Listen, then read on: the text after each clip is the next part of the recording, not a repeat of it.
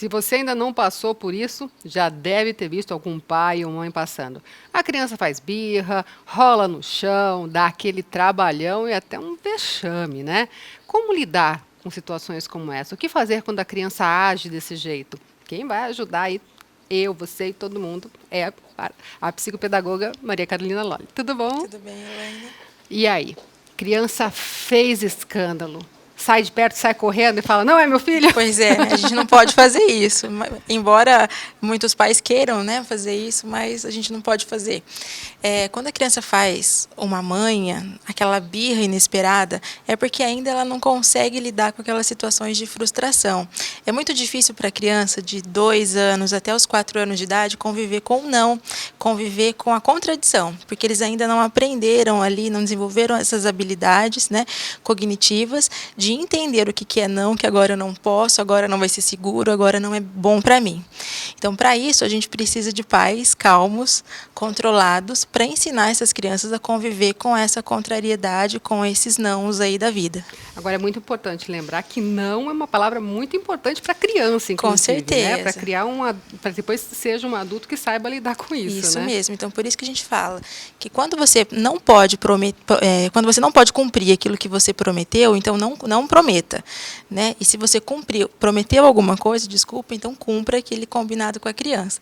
E se você disse não, é não até o final. Porque se muitas vezes ali a gente cede no nosso não, a gente acaba perdendo a nossa autoridade de pais, né? Então, por esta razão, quando você fala não para o seu filho, é não, do momento que você falou não, para sempre, porque a gente não pode mudar, né, a nossa opinião sobre determinadas coisas. Agora, aí tem um problema, né? Que às vezes a mãe fala não, o pai fala sim, ou o contrário, o pai fala Isso. não e a mãe fala sim. E a avó fala A assim. avó, como lidar com isso? Pois é, isso precisa ser bem conversado com a família, né? Os avós, principalmente, e os tios ali, é aquele pessoal que faz tudo o que a criança quer, né? Então, a felicidade está na casa dos tios e dos avós, não é Estragam os isso? filhos, né? Isso. Então, a gente precisa conversar com essas pessoas, né? Para falar que nós estamos educando as crianças, né? Cuidar da criança é muito fácil, Elaine. Cuidar é você deixar a criança fazer tudo que ela quer, para ela não chorar nunca, né, para ela ficar feliz, dando risada a todo momento. Agora, você educar é complicado, porque a criança ela precisa aprender que em situações ela não vai poder fazer aquilo. Existem momentos que eu não vou poder te dar um brinquedo, né? Então, é muito difícil isso e todo mundo precisa estar envolvido aí nessa parte da educação. Agora vamos por partes. A cena do mercado é muito comum, Nossa, a cena né? do mercado Eu já vi muita criança rolando no chão e os pais ali meio que morrendo de vergonha, Pois meio sem é. saber o que fazer. Então, quem é pai tem que colocar na cabeça que quem tem criança em casa vai passar um dia por essa situação. Corre esse risco. Corre esse risco. Então, se a pessoa ficar olhando para você, não fique envergonhado, não. Nessas situações de se jogar no chão, de jogar objeto e bater nos outros, assim, o que a gente deve fazer? Depende de cada criança, né? E dependendo da fase etária ali de cada criança. Dos 2 até os 5 anos de idade, a criança ela é muito movida pela atenção dos pais. Então, o prêmio maior delas é a atenção. Então, se ela se joga no chão, o que ela quer? A atenção do pai e da mãe. E se ela se joga no chão e não tem a atenção do pai e da mãe, o que vai acontecer? Vai perder a graça se jogar no chão. Então, ela automaticamente vai entender que aquele comportamento não adianta para ela ter aquilo que ela quer. Então, a receita do bolo aí seria deixar a criança fazer a birra naquele momento, dar as costas para a criança e ignorar mesmo a birra naquela situação. Mas aí você diz ignorar e sair de perto ou ficar meio por perto, meio tipo olhando para o Tipo, olhando adulto? Isso mesmo. Porque assim, a gente tem que cuidar também dos perigos que podem estar por perto, né? Tem criança que se bate a cabeça, né? Então, a gente tem que proteger ali. Mas a criança precisa perceber que você não está nem aí para aquela cena que ela está fazendo. Porque, dependendo do momento, você der importância para aquilo ali, então ela sempre o subconsciente dela vai ficar gravado que toda vez que ela fizer aquilo, você vai fazer aquilo que ela quer. Agora, nesse caso que você falou da criança se bater, como fazer para não dar atenção, né? Pois é. Então, a gente fala a mesma coisa. Tem que deixar a criança ter aquele surto dela ali de crise, não falar nada no momento da crise mesmo, porque ela não vai ouvir aquilo que você vai estar falando. Porque quando a criança está nessas crises de birras ali, se você conversa com ela, ela começa a gritar mais alto. Então, não adianta falar. Então, tem que deixar ela curtir o momento, né, da birra ali.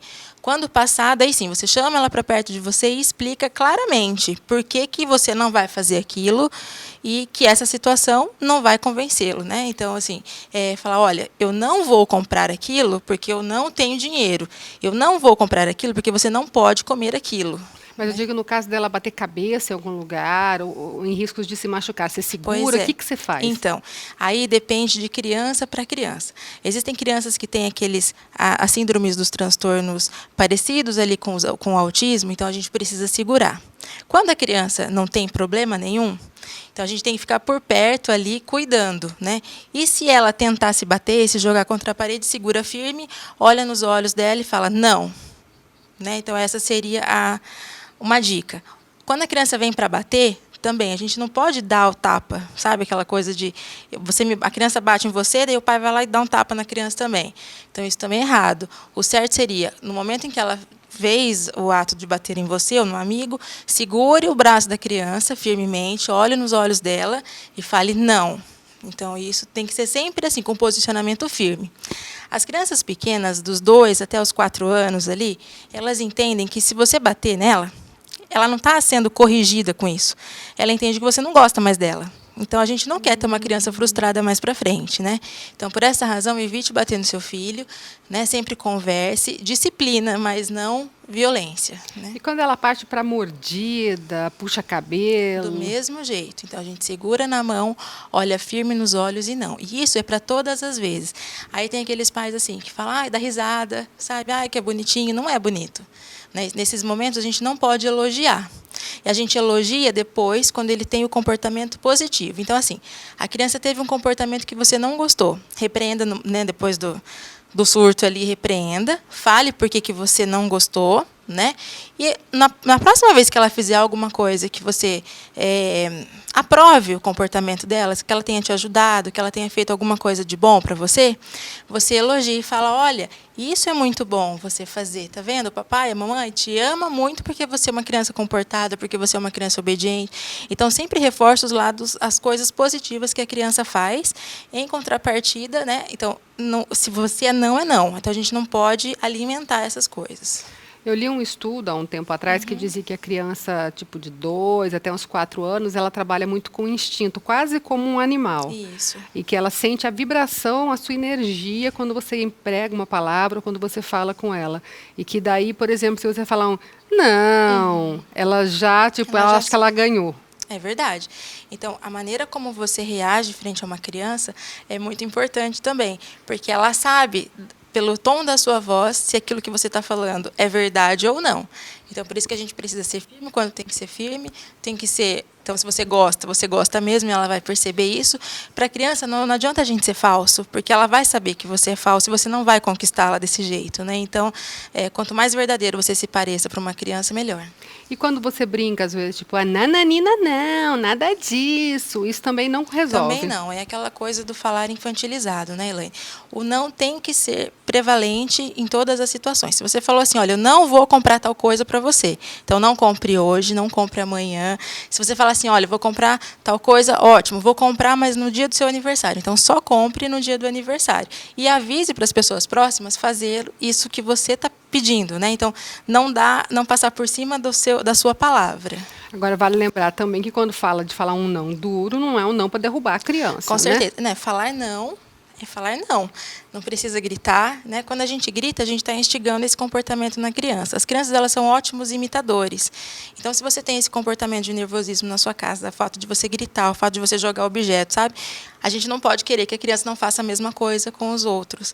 Então, se você não quer que a sua criança tenha esse comportamento agressivo, então tente evitar também tratá-la desta forma. Então, com criança não adianta nada você gritar, porque se você gritar, ela vai perceber que você está ficando nervoso e vai perder o controle. E ela vai te irritar ainda mais. E aí, nesses casos, é importante ter um castigo. Claro, a gente vai ter outro programa para falar sobre isso, porque é uma coisa legal de se falar, né? Mas é legal dá alguma punição ou não? Pois é. As punições, assim, elas dependem daquilo que a criança fez. Então, por exemplo, você combinou com a criança que ela não pode arrumar o quarto. Então, eu preciso arrumar o quarto.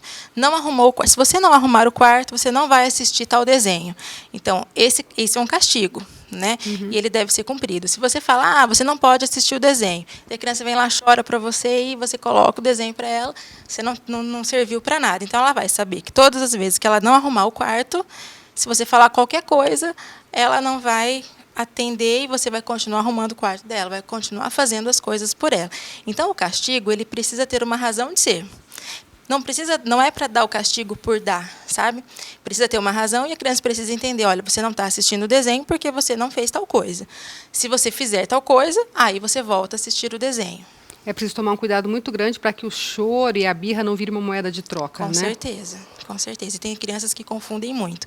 E isso pode persistir até depois dos 4 anos, 5 anos, 6 anos, até a adolescência, né? Então, a gente tem muitos adolescentes frustrados aí, adultos frustrados, não só adolescentes, porque, quando pequenos, não conviveram com o não. Isso é uma falha do ser humano, principalmente nós dessa geração, que lá quando pequenos éramos muito reprimidos pelos pais, né? O tipo de educação que nós tínhamos era muito diferente. Então, a gente não queria que os nossos filhos tivessem essas mesmas punições que nós tivemos no passado. Então, os pais de hoje, eles são muito permissivos. E é isso, por esse motivo, que essas crianças elas estão tão birrentas como a gente não via antigamente acontecer. Olha só, então tá dada a dica. Muito obrigada pela Imagine. participação mais uma vez.